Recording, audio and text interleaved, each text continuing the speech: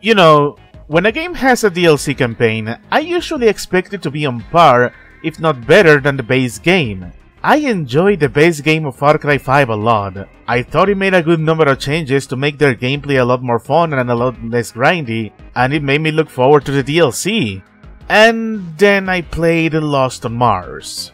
Lost on Mars is the second DLC campaign released for the game, and I jumped straight into it because the very premise looked fun and interesting. But in reality, it's a return of the boring Ubisoft status quo, in space. How much of a return? Well, let's go step by step. Lost on Mars puts you in the shoes of Nick Rye, the lovable redneck pilot who supports you in the Falls End region of the main story. He gets abducted by a UFO, and before he realizes, he is on a quest to liberate Mars from a space spider infestation that could potentially invade Earth. And that's it, literally this time. Which makes sense as this is just a DLC and not a full-blown standalone game like Blood Dragon. But even if it's short, it should still be fun, right? I mean, it is Far Cry 5 in space, so it should still carry the gunplay I praise so much in the main review. Well, to put it this way, I'm not a fan of the weapons in this game. And the main reason I don't like them is because they are energy-based laser guns, meaning you don't reload them. Instead, you have to wait for them to cool down once you shoot them enough, which shouldn't be so bad except the enemies in this game are just bullet sponges. Meaning you are going to cycle through multiple weapons in order to put down at least one of them. And even when you get upgrades that let you shoot for longer, you still find yourself just holding the fire button until they're all dead. And that is after putting up with the garbage that is the base guns. But you will think being on Mars could at least make for some fun low-gravity segments, right? Kinda yes and kinda no. The environment in this DLC is fantastic. I can personally say it's pure eye candy. But then, the most of the time spent on this map is used climbing towers. Yes, after ditching them in the main campaign and in Watch Dogs 2, the towers are back with a vengeance. They are not what I will call terrible, but they are towers. I never talk about them in previous Far Cry reviews because they are very redundant, and they are just as redundant now. Get to the top, press the action button, rinse and repeat.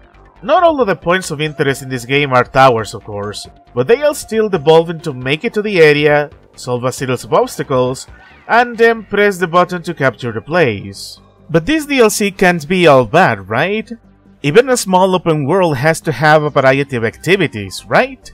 Well, yes there are. There are 5 hallucination missions where you explore space-themed versions of Hub County, and all of them are related to Nick Rye's experience with the cult in the main story, and they were easily the best part of the DLC. For one, you actually fight humans and the set pieces do make sense with the character.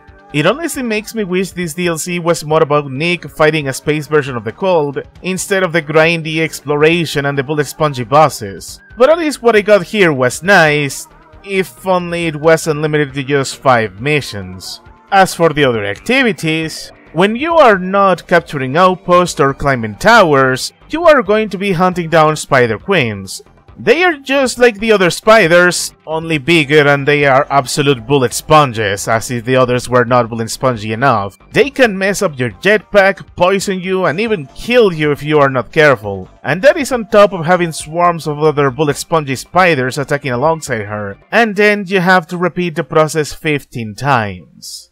Now, remember how in my Far Cry 5 review I said everything was bite-sized so you could complete everything at a more natural pace and not in a grindy or boring way?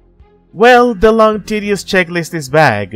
Just go to any of the copy-pasted markers littering the map, repeat the same activities 15 to 20 times, rinse and repeat.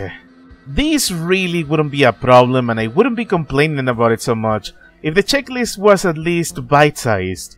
But because they bloated the checklist and then made the enemies and guns tedious to fight, it made the whole journey into a chore by the time you're halfway through. But I guess I can't complain about this DLC for the entire video. At the very least, it does have some positives, like letting you feel like you are making progress with every capture point, as it unlocks upgrades for yourself, making the combat a tiny bit less monotonous and coming closer to what Far Cry in space should be like. But even that has a big downside.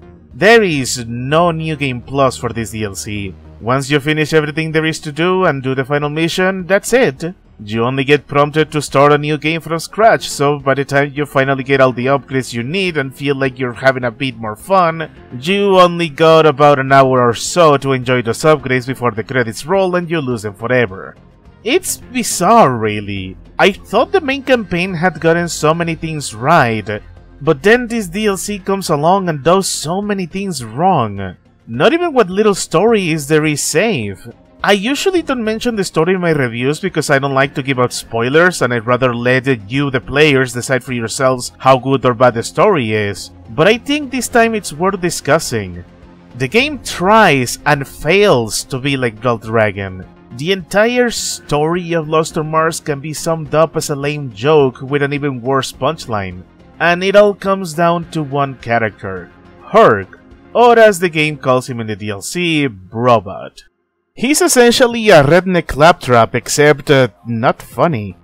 Usually the annoying side character tends to have some depth or some endearing moments to make up for their more annoying traits, but the problem is for this DLC, Herc is just insufferable. I like bad humor, I like puns, terrible jokes, but even I can tell you Herc is not funny at all. It doesn't help that neither of the two characters have anything good to say to him. You are not making the adventure funny or endearing when my player character has to openly point out how much of a moron his only companion is, only for said companion to ignore it and just keep mouthing his unfunny jokes off. Either way, Lost on Mars is serviceable, but it's very mediocre. Its worst crime is that they took the unique premise of having a space adventure on Mars and just sucked all the fun out of it. It brings back all the worst aspects of the Ubisoft open world formula, while failing miserably to be a wacky adventure like Blood Dragon. This is why I'm giving Lost on Mars a very passable 6 out of 10. Like I said before, it was serviceable enough to keep me entertained, but by the time I finished it, I was more relieved that it was over. While I was more than happy to start a second run on Far Cry 5, I don't think I will ever touch Lost on Mars ever again. If they ever do a Far Cry in space again, I can only hope they take this DLC as a reference on how not to do it. Also, please hire somebody who actually knows how to do comedy, because this try-hard stuff was just not good.